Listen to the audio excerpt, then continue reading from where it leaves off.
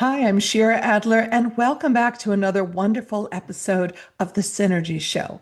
My special guest today is a very dear lady, dear friend, someone I have admired for many, many years. She is the president and founder of a company called EcoChi, dedicated to two seemingly disparate elements. One is Feng Shui, an ancient practice, which we'll talk about if you're unfamiliar, a design system based on Feng Shui principles, and she's also a LEED accredited green builder known equally, if not significantly, for her work in the built environment space. But she was a very, very early, unusual woman who put together two completely different kinds of systems and said anything we build, anything we live in should combine these principles. Now, teacher of the very principles that she has been applying in businesses and building for decades. So I'm very grateful and very joyful to be able to introduce you to my friend Debra. Hello, beautiful lady. How are you? I'm good. How are you? You tired this morning? No, I'm doing okay now. I have my new mug. Look, oh wait, there we are. Oh, nice. So I'm full of heart energy, full of coffee. But Mm, honestly, I am so excited to be interviewing you and spending time speaking with you. You are one of my favorite people on the planet. What you do, who you are, I'm just so honored. I would love to use clips from this and have an opportunity to, Of course. promote both of our businesses and what we do with this beautiful intersection that we have. Absolutely. Of course, always. And yes, and yay. Okay, great. Yeah, yeah, for sure. Yeah. I'll make sure. I mean, it's nuts. I have over 10 million views in 7 months. Oh my God. Yeah, Love, I'm going to even actually repeat that. You have over 10 million views for some of your content in 7 months. 7 months. When I started with one or two or five followers, at one point just stayed at like 200, and then It's boom. crazy. One video alone is up to 1.8 million views between Instagram and TikTok. But we'll have all the links for all the social because this is the conversation. As far as Yeah. I'm concerned, this is the best of everything we've ever been and who we are, what we do, and why we do it. So I'm so thrilled. I just can't believe it. I know we jumped right in on just those numbers. I mean, I've known you for It's years, crazy. so It's crazy. It is the need that people find in their lives yeah. to bring in anything and everything that they can to allow them to feel balanced and All right. calm. I've got to start because I didn't even get to Okay. introduce this is so remarkable what you're saying because again, I've Yeah. known you for a while. So obviously, this is a new series for the channel for what I've done in the past. People know me from different elements of my own products and brands, for which you gave me my very first 4-star EcoChi rating on the labels and packaging for my aromatherapy synergy sprays. And that was a long time ago when I Yeah. got to meet you at a conference and I was introduced to you and the concept of you, but there you were, and I got your book, which I still have, Mhm. and it fantastic, but it changed my life because we spoke the same language. I understood what you were saying at a time where I don't think a lot of people did, because Sure. you were early and I was always early and a pioneer and being a visionary in a space where people know how to have pieces of the conversations that we've always had. Feng Mhm. Shui is one side, lead certification, sustainability, wellness, that's another side. Right. I mixed it together with terpenes and cannabinoids. You mixed it in the buildings and how we create environmental spaces. Right. And people would look at you kind of a little askew and say, wait, what? What do you do exactly? Lay it out for us, babe. How But did you get as my started on all of granddaughter this? would say, take it away. Let's go. I want to know it all. So how did you get started really? What first drew you to feng shui? I Even certainly did not grow up as a little girl saying, when I grow up, I want to be a feng shui master. And so all I had to be is a person that was opened to my life's journey and where it took me organically. And where it took me is, this is the point where I like to sing, I am woman, hear me hear me roar. roar. Yeah, because I feel like my life has been filled with so many of the experiences of other women that I know, women that I don't know. We have a lot of those things in common. And one of those was a point in my life where I had two young children, a husband that I'd been married to for 25 years and helped to build his business, which was in the gemology area of my Mm. life. So I became a graduate gemologist and helped them in their jewelry business and promoting that. And my husband came home one day and said, I want a divorce. And so I have chills telling you this. I went into shock that the family that I built was no more. The business that I built was no more. My place in the world as Mrs. Someone was no more. And I didn't know who I was. And I wound up in the hospital with a heart problem. Mm. My friends to this day say it was a broken heart. Of course, the energetics of a broken heart lead to, for those of us that do dabble or live Hmm. strongly in the metaphysical and spiritual side, the body's reaction to something is only the last place it shows up. It's always, always an ethereal, energetic, spiritual, then emotional, then physical flow, There I at am. least in my world. And here you are. So there I am, just like everybody else. I am you. Whoever you are listening, I am you. And besides the heart problem, I also had a frozen shoulder. It was so Wow. painful, I Wow. could not move. Mobility, literally, it froze your into your physical form.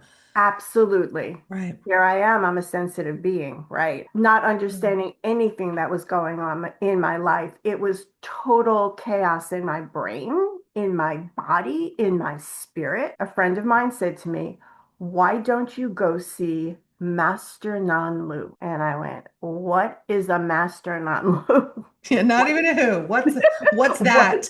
what is Right. that? What is And that? she said, well, he's a master of Chinese medicine, traditional Chinese medicine. He's in the United States 6 months out of the year. The other 6 months he is studying with his master in Hong Kong. Hmm. But he happens to be in New York right now. So you just And I think he can help you. wow. So you were divinely led and you led yourself because I do believe that's how manifestation really works. So, Mhm. and I know this is starting out so esoterically, but this is how most of us who have a foot in both worlds of spiritual and metaphysical and then into built 3D, whatever you want to call it, usually there is that divine, as if there were a chorus of angels going, ah, and you hear it and you just go, I right? love it. I love it. Yeah. So Hmm. I meet Master Nanlu. He was going to do acupuncture. I had never had acupuncture, and I'm the type that if you put a needle in my arm, I pass out. So here I am by myself, walking up these creaky stairs in an old building to the third floor, and I get there, and this little Chinese man dressed all in black greets me and he says, lift your arm. And I couldn't lift it. And he said to me, so where are you stuck in your life? And in my head, it's like, ah, I have I'm chills from stuck that. I everywhere. have chills from that. Of course, we've all had those experiences. Oh Yeah. my gosh. Yeah. Yeah. So I lay down on the table, my eyes closed tight because I was afraid to look I at don't the want to see the needle. needles. I don't want to see the needles. Right. Don't tell me. Just do it. Just do it. Let Right, me know when it's done. exactly. Yeah. And with my eyes closed, something miraculous happened. As he put the needles in above my body, I could feel movement from one needle to the other needle to the other needle. Ugh. And another thing, I could feel him. I knew energetically exactly where he was in the room and what he was doing. I didn't know this was miraculous. I said, oh, I guess that's what acupuncture is. Until one moment changed everything. As he walked to the door, couldn't see him, but felt that. And he looked over his left shoulder and he said to me, you have a gift. Do not waste it. Mm. And it was the last thing he ever said to me. I have complete chills, feel that so strongly. I'm very familiar with those kinds of Those rare kinds of and feelings. beautiful and magnificent and just life-altering aha moments where everything Hmm. clicks into place. You know But I didn't exactly know why what you're that there. was. No, you didn't have to, but you felt it. Yeah, yeah, Yeah, I absolutely felt it for yeah, sure. But I didn't know what it was. And I go, oh, do I really need this? I have all these, right. now I have something else. I have a gift. I don't know what the gift is. I don't know where to find it. I don't know what to do with it. But it Help. started you down the path, and eventually, so now you were like, okay, there's something to these art forms, the Chinese practices, the ancient principles of energy and flow. And so Mhm. really, how would you define then in simple terms again for people who don't understand then what is feng shui? Feng Shui is an intuitive art. When you translate it from Chinese, it is wind and water. That's what feng shui is, wind and water. But it's wind and water in an energetic form as chi or life force Yeah. moves like the wind, and water, in the best case scenario, holds that good chi. It's the holding bin. And you can apply it to everything. The seasons that we go through, the phases of the moon, the sacred geometries, yin and yang being complete opposites, hot and cold, and bright and dark. All of those things put together, that's what it is. And when it comes to feng shui for the built environment, Yes. which was something that over history happened gradually as it was used to find the cosmos. Imagine masters 5,000 years ago lying on their backs on a mountain and looking at the night sky, or looking at the shell of a turtle and seeing that there is a pattern, a mathematical pattern on that shell, and taking that and then applying it to first grave sites. It was, Grave sites. I did not know it started. yeah. Ironically, the Fibonacci sequence, that pattern in nature that you just Mhm. referenced without giving it that name, I just, at the time of this recording, I've yet to post, but it will be up soon, an interview with Greg Wilson, who is the founder of the hempwood company that I work with a lot in Mhm. EcoSynergy. And he was referencing that his company is Fibonacci LLC. Ah, So he was fabulous. specifically referencing he studied in China for years and was Mhm. an engineer and worked on bamboo flooring and now is hempwood. And we had a wonderful conversation. I love it when the people that I speak with say something that someone else just said. It's referencing the same inherent, innate, ancient Mhm. wisdom. Yes. It's fueling all of these modern technological advances, our building environments, these regenerative materials. But it's what I call modern alchemy. It's what my whole company was built on, Mm. ancient plant wisdom with modern or breakthrough science and techniques and technologies. Right. It affects and has guided us. We are as ancient as the stars themselves. Right. And I think that as modern technology, ways of thinking, things that we're living through right now, which is an age 9, we just came out of an age 8 3 years ago, and we're in an age 9, and we are on fire. And this year, the fire horse gallops Right. through our lives as an energy that's unstoppable and making crazy changes, and we need to Unbelievable. ground ourselves. I This can't believe you just ground. said that, but of course I can believe you just said that because we're going to talk about building sustainability and all these. I've had three, no offense, I love these guys, my dudes. I've had the dudes on. We talk about the building and the materials, very masculine, divine energy, and here we are, you and I having this divine feminine side, the a conversation that's just referencing all of this and the fact that you just mentioned the fire horse and energy and where we are right now astrologically. I just finished watching today. I know Mm, usually I don't give dates on recordings, but I really want to just say, wow, pause, take a breath, feel this. It is February 20th, 2026. Today, specifically to be doing this interview with you mm. is so joyful because today is the 0 point Aries, and I am by no means an astrological expert, but I know enough.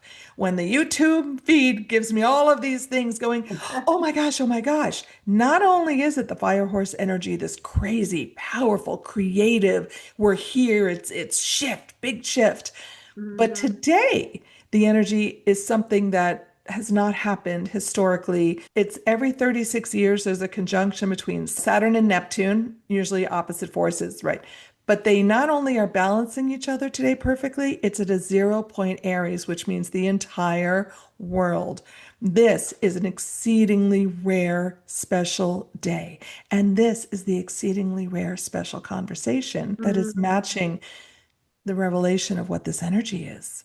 It's It, powerful. yeah, it's very powerful. And if you take the 3 and the 6 of your 36 and add them, it The is nine. 9, and we are in an age 9 for another 17 years, which makes it even more unique as a moment in time.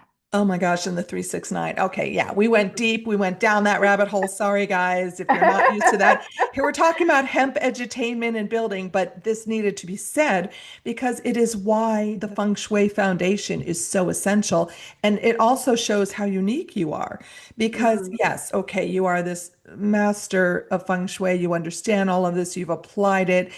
You've worked with so many different kinds of spaces and clients utilizing these principles. So, why feng shui? Why did that feel so intentionally necessary to bring it into built environments? What was the correlation, or what was that aha moment? I need to help build things using these principles. It's a really great question, Shira. Thank you. It really is. And I will tell you, there was a moment when I first got my certifications and all of my tools and lead and eco design and feng shui as a practitioner first, you know. Mhm. I then studied with 5 additional masters and a Taoist priest. So Wow. I got all of that education. But when I first filled my tool belt, I call it, I didn't know what I was going to do with it. I had no idea. So I Mm. said, okay, I'm going to offer green services for the built environment, and I'm going to offer feng shui. And a very famous, I'm sorry I can't disclose who it is, a very famous journalist who's on TV every day, called me to her apartment on the west side, her new apartment she was moving into. She said, oh, I'm so glad that you're here. And there was construction going on everywhere. And we walk into the bedroom, and I'm looking at the rooms with her, and she's telling me her story. And she disclosed that she was sick. She hired me for feng shui, and I see walls coming down, dust everywhere, things being installed. And I said to her, what are you putting on your floors? What are the adhesives that you're using? Ah. We have to take a look at the volatile organic compounds. The VOCs. I think, by the And way, when people jump into, like, say, they paint, they're used to that term VOC and they think mhm, VOC, low VOC paints. I don't think people, now again, in these episodes, and you can look at all of them, the Hempcrete Hero, parts one and two, the Eco mhm, Builder I just interviewed, the Hempwood Gut, we all talk about this. I don't think the regular person in a living environment of any kind, their home, their office, all of it, they understand that VOCs are not just in paint, they're in every material. mhm. So you're surrounded And by it. And you yeah, asked her question. Was she familiar with that? Did she she know what you was meant? not, and she's not an everyday person. Mm, Extremely educated, travels the world, for interviewing people in all kinds of industries, including yeah. politics, and. So all round, you have a superwoman, and she had no idea what I was talking about. Right. What year And was that this? How was, long ago was this? Do you mind my saying? Because it again, was, you were asking a question before anybody even knew how to articulate that question. it was probably about 18 years ago. Wow. And she told me she was sick. Nobody in her family, she had a cancer. Nobody in her family had it. She never smoked. She was an athlete before she became a journalist and had no idea why she was sick. And I'm there and I'm saying, okay, you hired me for feng shui, but that is not enough. If I'm doing just feng shui, I'm doing half of the job. I need to bring my green knowledge and expertise to the project. And so that's when EcoChi was born, combining eco design and sustainability and everything that is good for people and good for planet along with feng shui and combined it together. 18 years ago. Wow. That's a long time, lady. Yeah. I also think that being a pioneer and being a visionary and understanding, you are laying the foundation for an entire system of thinking, strategy, analysis, application into really practical, solution-oriented next steps. But you were doing it so early, where you met with a lot of, I'm sure, raised eyebrows. But how readily were you embraced for having this conversation? And who was the hardest audience? Was it the customer or was it the, I'm imagining I'm kind of leading you into the question, but really, you walked into a building meeting and said what to the contractor, and how was that received? Okay. Another great question. You're really Thank good you. at this, Shira. Well, I will say that usually, especially at that time, I was brought in by the owner. So you had an owner that knew something about feng shui, wanted a healthy and positive environment, and I was, getting that reputation of being the person to go to for a human positive experience in a space. So they would bring me in. Then I have to deal with the engineer, project manager, head of construction on the job. And they would look at me a little funny. I'm I sure. think that that's why I went for a very early accreditation with LEED. I said, if I go in and say, I'm a feng shui practitioner in Manhattan and a big construction meeting, Yeah. They're going I'm to in say, okay, trouble. lady, take a seat over there. We're And going a to ignore you. woman, forget about it, Forget right? about it. Yeah. So if I could say I am LEED and they could say, well, what is that at that time? Oh, by the way, just in case, right, because this is a verbal conversation, not written, Right. although I might have to splash lead, LEED, lead Yes. certified. And so explain that for a moment so it makes sense. It's called a LEED Green Associate, and LEED is leadership in energy and environmental design. And now we have buildings that are certified by LEED. Yes. They're either silver, gold, platinum. They register, they meet a whole bunch of guidelines. Some of it is a prerequisite to any kind of, so when it comes to energy, indoor air quality itself, materials that are being used on the project, and it goes on. But it certifies these properties as being a kind of wellness environment specifically for the planet. Then they have a different certification for well, which deals with the interior of the space. So Wonderful. So it does when I fit into then the construction model.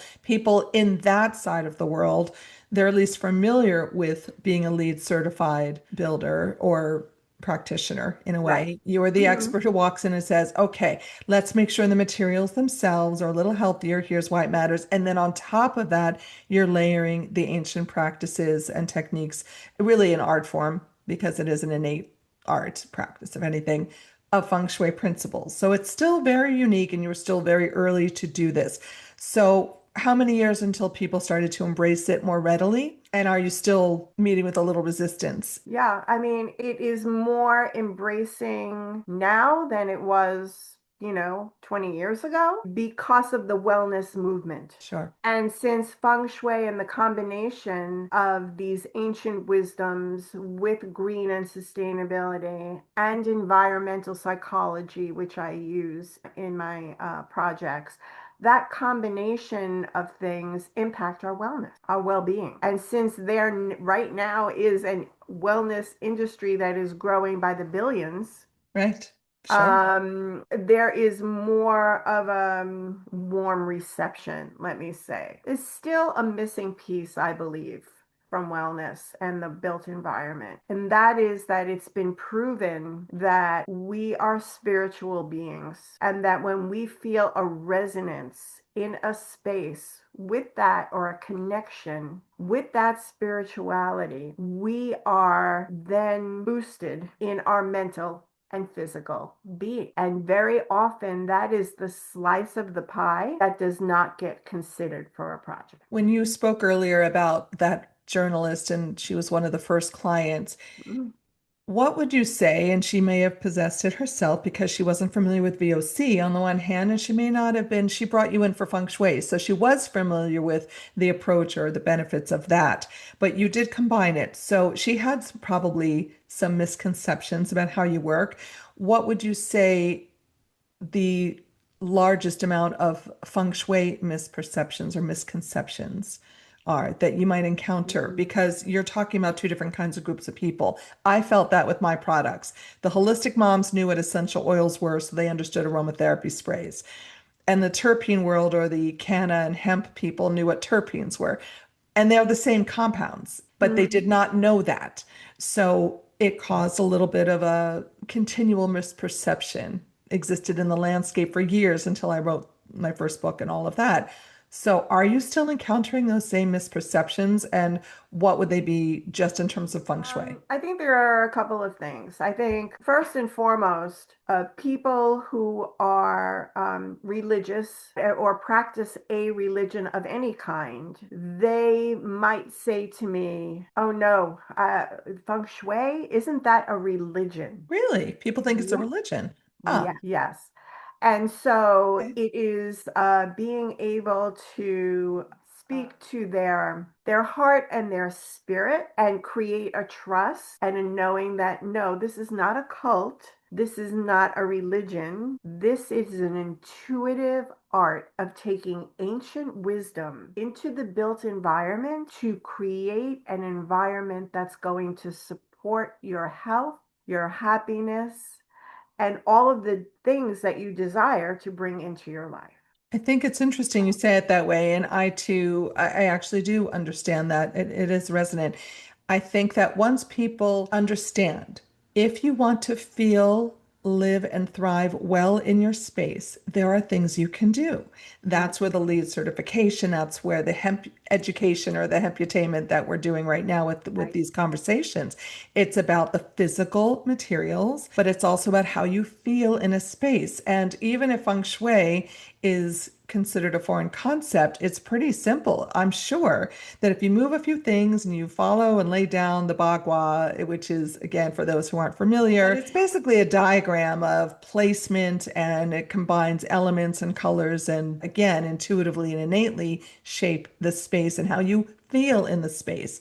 It's really simple. For example, clutter, horrible. Really feng shui, big time no-no. And we all have it until we don't.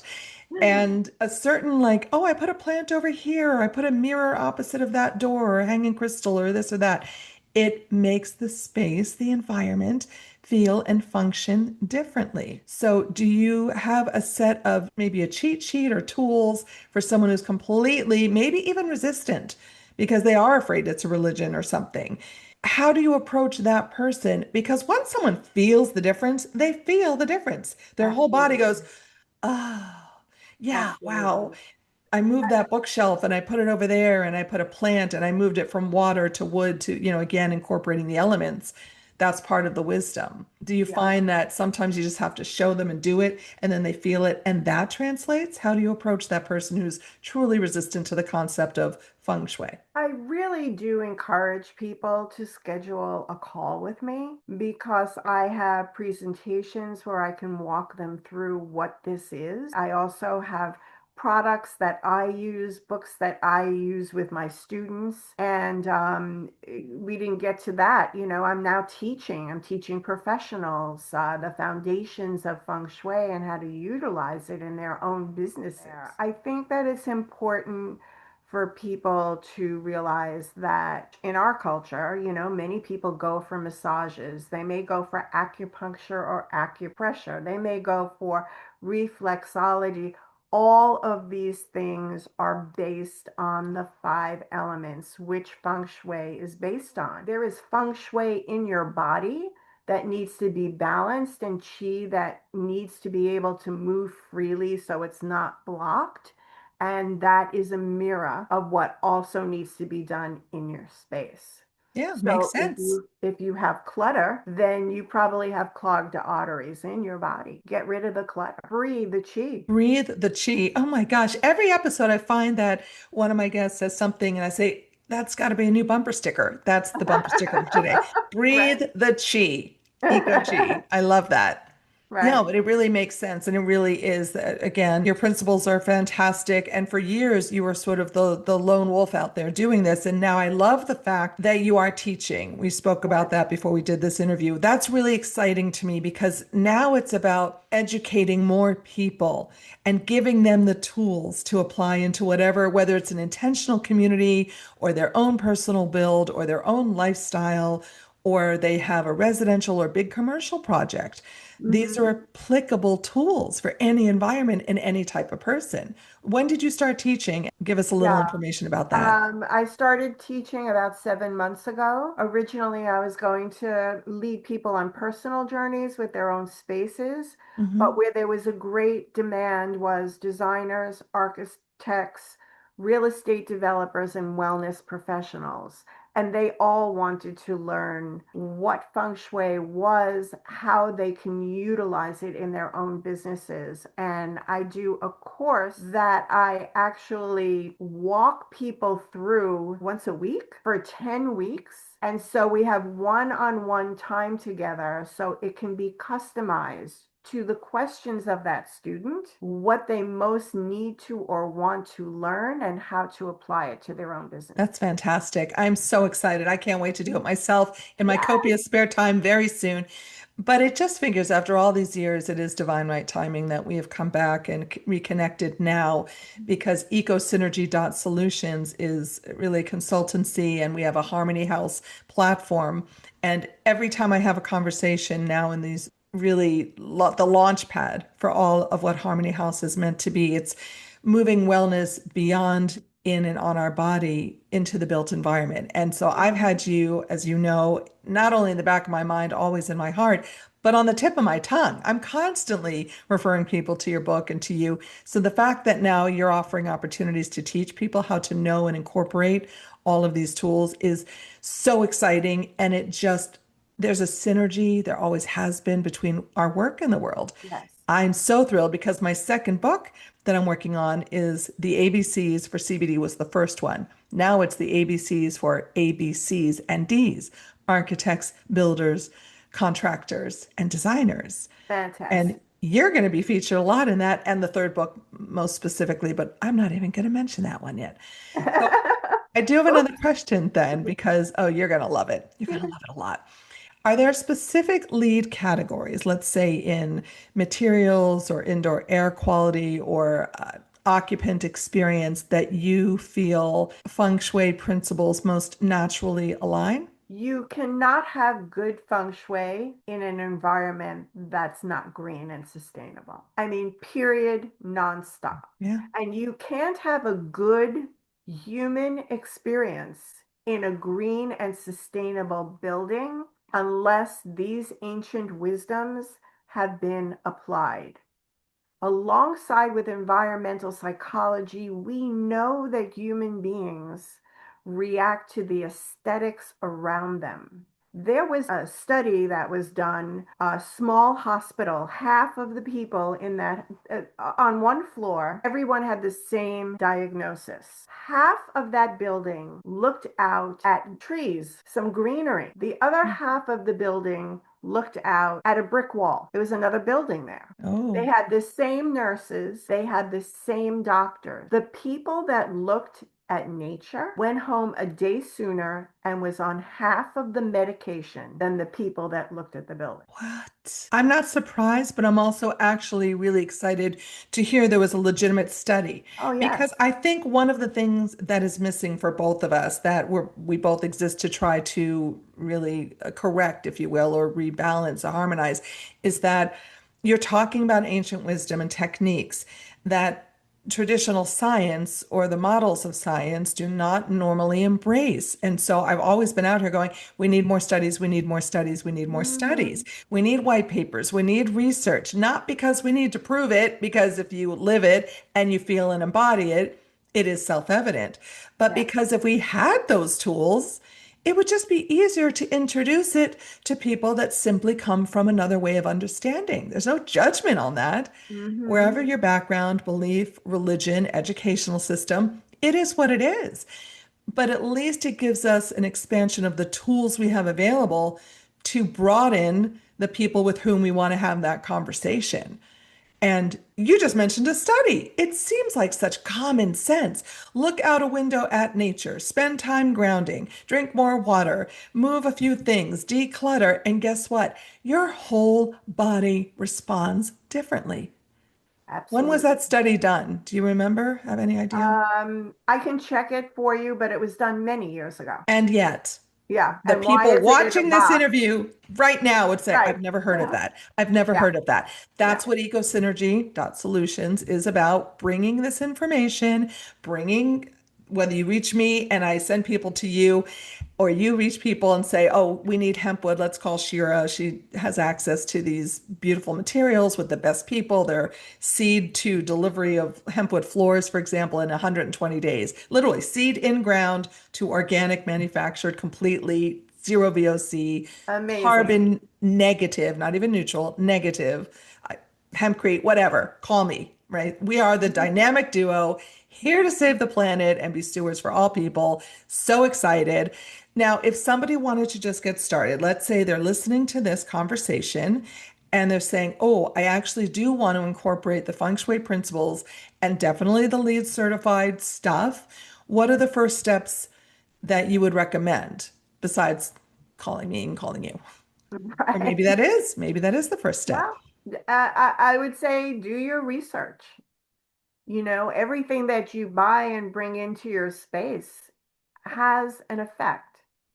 I like to say your life is lived the way it is designed. Oh, I love that. Your life is lived the way it's designed. That's another bumper sticker, if I do say so My myself. tagline, yes, uh-huh, been Is saying that your that official for years. tagline? Because it's Mhm. beautiful. Yeah, nurture your space and it nurtures the spirit within. Let it go and you're letting yourself go. So these are things that guide me and allow me to share with others what is at the core of this. We are human beings. Everything we see and hear impacts our well-being. I always say the advertising business is thriving and they're constantly giving us messages. What are the messages you're giving yourself in your environment? What are they? That's Are they actually a positive? really well asked question. Ask that one more time because I think that was very powerful. And I really want people to consider that and answer it for themselves. Yeah, so what are the messages in your environment that you're giving yourself because it impacts you? Is it calm? Is it love? Is it feeling safe and secure? Is it flowing? Does it feel good when you get there? Is it your sanctuary? That's what it should be. I love that, the concept of giving yourself, creating your own inner sanctuary through the elements and through the all the physical things, and then watching and noticing, just paying attention to how it impacts you on that emotional and physical and spiritual levels. Because we really are mind, body, and spirit. We were never meant to be pulled apart into separate components like that. And that's what I love best about what you're doing. You've put it back together. You've put Mm. it back together into our structures, into our built environments. That's so amazing. How do you balance then the aesthetic design preferences, let's say? How do you balance those design preferences with functional feng shui recommendations? Yeah, right now, I have two courses, the foundations, which is the first and a prerequisite to the advanced. And it's funny you ask this question now because I just taught yesterday one of my students all about how that works. So Compass School is the oldest school of Feng Shui, and it is what I use to practice. So a compass reading will tell us what a direction is, and in that direction, it is a specific energy. One of the five elements is going to live in each of those directions. And it is all a reflection of nature. This is all about nature and bringing nature in energetically to balance the property. And when you do this, you see which areas are resonating with what the project is supposed to be and which areas are not resonating, and there always is a mixture of both. When you analyze the compass reading and find out what energy it needs, let's say you're facing south in this hemisphere and that energy is fire. It's very passionate, active, yang energy, but your bedroom is there. So how do you make it a restful place? Wait, what if you want a passionate fire bedroom space? Oh, Just yeah, kidding. yeah, I yeah. mean, let's be real. Okay. There are good Yeah. reasons, or maybe there's a way that you could design it and say, oh, I see you want two different elements in the space. And I was just kind of kidding because Yeah, it's yeah. just No, funny. Yeah. no, no. If you want passion, yes. But remember, passion also comes with aggression, arguments, and breakups. So, Right, yeah. right. I mean, no judgment, but there is a wide gamut and a wide part of the experience of what that means. So we have to be very mindful. So you might want, what would you recommend then? You've got certain things you'll say, if you want this energy, you include these four or five things or this placement. But even bringing people to that awareness is pretty powerful. So, how do you help someone assess or notice the impact that incorporating both lead and the feng shui principles? Do you give them tools so they can really notice the impact that incorporating both sides of this would have from sustainability to the principles? Is there something that you say you're going to feel this or pay attention, you might notice this? So, Yes, absolutely. I mean, if you're in a fire area and it is the place that is your bedroom, your sanctuary, the place in the best case scenario, you leave your body in the middle of the night to restore, refresh, to become healthy, and there's too much fire there, then we're going to bring in earth element to soften that element. And then there is a whole list of green and sustainable products that are earth friendly and people friendly to be able to bring in to balance that energy. And that's done with metal energy, wood energy, fire, water, earth. It doesn't really matter. It all needs to be balanced for what the project is delivering to people. right. Oh, right. What the project wants to deliver so that Mhm. every unique space, that really is what makes it then something that has to be customized. So, on the one hand, then in terms of the lead, sustainability and energy efficiency and all of the building code considerations, right, and Mhm. applications, but it's always going to still need to be addressed on a one-to-one, which is why you're educating more people to give them this language, to give them the ability to walk into or assess land. What about the land itself? Let's say you want to build something in a custom build. There are more and more custom builders coming up, which I'm very glad to see. And hopefully they're listening and watching this right now, or someone is sharing this video with them maybe a year from now, maybe 5 years from now. Where do you want to see this conversation go? How do you see people talking differently about wellness in the built spaces in 5 years? Is this common language? Will it be by then? Well, maybe 10 years. Okay. Maybe we're getting there. There are visionary type businesses that are out there run by CEOs that wear crystals and Hello. not necessarily, yeah, hello. We're both right Not here. Here we are. not necessarily female, by the way. Leaders that have gone through their own transformation and know that there is more, that there is energy on so many different levels, and to utilize those properly brings wellness, and along with other decisions, of course. But that is a core of well-being. And so I love that. yeah, I see this, that people are awakening, that You really there is more. There is more than beautiful design. You can walk into a space or or look into a space and see beautiful design and go, wow, that's beautiful. Did a nice job. But how does it feel? Because you may walk in and go, okay, let's go to lunch. Okay, I have to make a phone call now. And you don't realize why you feel like you have to leave. And that comes from my real estate experience. I watched people walk into a great deal per square foot and run out and not see the whole property. And I, Really? oh, yes. I mean, honestly, I've had that experience too, and my kids and I, we were all sensitives anyway, so it is pretty funny. There are times you just walk in, you know if a space has good energy, good mojo, whatever it is, or Mhm. something feels just not quite right. When you brought this, I know you were on the board of the advisory board for Corcoran Real Estate in New York for a Mhm. long time. You just have to tell me because I think she's the bee's knees. Did Barbara, was she down with all this, or was this kind of foreign?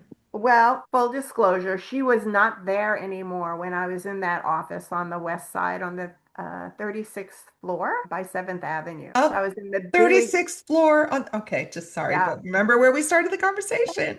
There's our nine energy again. And she wasn't there, but when I got there, all people, all of the sales agents would always talk about how when everybody went home, she would come in if sales weren't up and smudge. Yeah, So, okay, that's really cool. I hope yeah. she make sure she watches this episode. Hey, Barbara, we love you.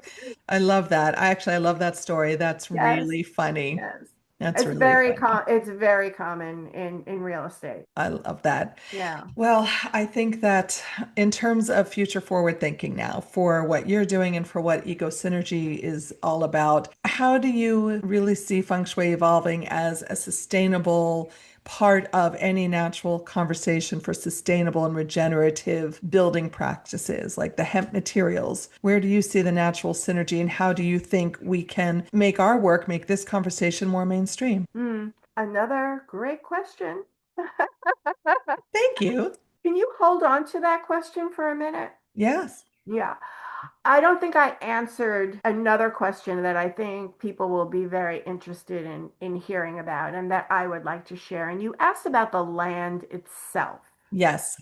Thank you. I meant to come back to that. Yeah. Absolutely. The land itself. I know a lot of people that are planning communities and custom home builds, all of that. And there are, again, those custom builders, but the land itself, I would love for you to touch on that. When we do our process and when I teach the process, it always includes that you do an in-depth research on the site itself, even if it's a building that you're working on that's already existing. What goes on underneath? And I think that comes from my experience as a gemologist, because under the ground, what minerals, rocks, crystals are forming under there for years and years and years of pressure, water, movement of the earth, what goes on there. Yeah. We also take a look at the location itself and from a feng shui perspective, what goes on? Where is the water? Where is the mountain? Where is the water energy? Even in a city that's not near the water, water energy is movement. So where are those highways and things that really move people Mhm. around a lot? And take a look at that, which influences later on our decisions in design. And I'm known to have conversations with the land. So I've had some big projects call me in before their communities have been built. I love that. I've been known to have conversations with the land. I Mhm. honestly completely get that. And So I that's great. do utilize myself. I use dowsing rods to find stress, energetic stress in a building, in a room, or on the land. And I have come up with incredible discoveries that surprised me. Like, what? By finding stress on the land and hearing from the president of the company that hired me to come that Hmm. nobody knows this. But underneath this land where you made those little pencil marks of stress was a silver mine that filled up with water. What could be more stressful than that? Wow, but wow, and the energy of Wow. silver. Oh my gosh, that gives me chills. By the Yeah. way, side note, funny story, but true. I kept finding myself, and I too, I was a single mom. I raised two kids and all of that. And we lived in a couple of pretty interesting properties over the years. And in one house, we had a lot of supernatural activity going on. I had to do some work on that, clear it out. And I was actually having a conversation with a girlfriend recently. I said, when your child goes through a physical growth spurt, they also go through a spiritual growth spurt. There, of course, it's both or emotional. We always say teenagers, hormones, moodiness, et cetera, et cetera. It's just understandably, we never really think of it that way. And so when my kids went through those growth spurts, we'd have heightened activity in the house. And it was really Mm, funny. But we moved to a house and lived for several years in a beautiful part of Westchester County, New York. Turns out, craziest level of activity and just a lot going on between me, which you can imagine, and two kids who are even more like me. Oh my gosh. We had a house with 14 intersecting ley lines on that property. wow. That's like Grand Central for spiritual activity. It was Mhm. so heightened and it was such a beautiful, blessed, powerful, crazy space. We had wonderful several years there, but it was a Nice. lot too. Yeah, A yeah, lot. it can be. Yeah. And then the conversation with the land to ask permission and honor that land, Yes. very important for every project. Hmm. Sometimes I get a yes and sometimes I get a no. Uh, And I think the most interesting thing that ever happened was I did not get an answer at all. really? And that was also in a community that, a wellness community that was being built. It was like pre-construction. Ask the land, will you support the well-being of the people for this community? And no answer. I was again with the president of the company who said to me, what are you doing? And I said, well, I'm going I'm to make just, sure you succeed, is what I'm yeah, doing. yeah. And what do you do with that then? Right. And I said, well, I got no answer. I asked this question and I got no answer. Hmm. And he went like this. He said, we brutalized this land. We brutalized it. And I said to him, if from this point forward you do not do the right thing, not only for your company, but for the land, then ultimately you're not doing the right thing for the people who you are trying to bring in here and to Right. sell them a well-being lifestyle. So to think that we can just plop ourselves down into an experience or a space and not have reverence, respect, ask permission, just hold a consciousness and say Mhm. please and thank you and I'm sorry and I'll do better because the intentionality of what we're bringing to something actually can and does clearly influence the energy of the space. And then Absolutely. absolutely the materials, the materials, the materials. And that loops me back to the question because I see a Mhm. beautiful, natural, common sense, critical thinking, all of it, combination thinking future forward about what eco synergy is doing, what you're doing. We are trying to evolve these conversations into one cohesive approach for sustainable, for regenerative building practices with the hemp materials. You know, that's my passion. There's so much coming up. But this is about going back to the roots of ancient materials, ancient practices. The entire human species has been built with this plant. Specifically, if you're a spiritual being having a human experience, you need this plant species. You need the synergy of the wisdom that connects them, that has always connected them. How can we work together and make this more mainstream? Well, our passion, True. True there that. is no denying our passion, our expertise, our experience. And I think that sharing, much like the reason why I decided to teach, I mean, I never really thought about that, but it's like someday I'm going to leave this world and I don't want to leave with this secret in my pocket because it can help people live a more fulfilled, healthier, and happier life. So who am I to keep this? It's not mine. Yeah. Well So I said, think it is lady. by sharing as much as we can what our experiences have taught us and making it the experience of others. I can't add anything to that. That was Mhm. perfection. This has been one of the most beautiful and joyful conversations. I just I am in such gratitude for being able to have it with you, with Me this too. lady that I've admired and respected. I love you so very much. I can't thank you enough. Again, Debra Duneier, like, follow, subscribe, share, broaden this conversation, put it everywhere. And for Everywhere. anyone who wants to take your classes, come to me. I'm going to make sure they find you. And for anyone who needs all the hemp materials and all of that, please come and find us. We will work together. We are going to build great things in this world. We already have, we will, because we are here to be stewards of each other in this planet. And I thank you. Thank you. It's been such a pleasure.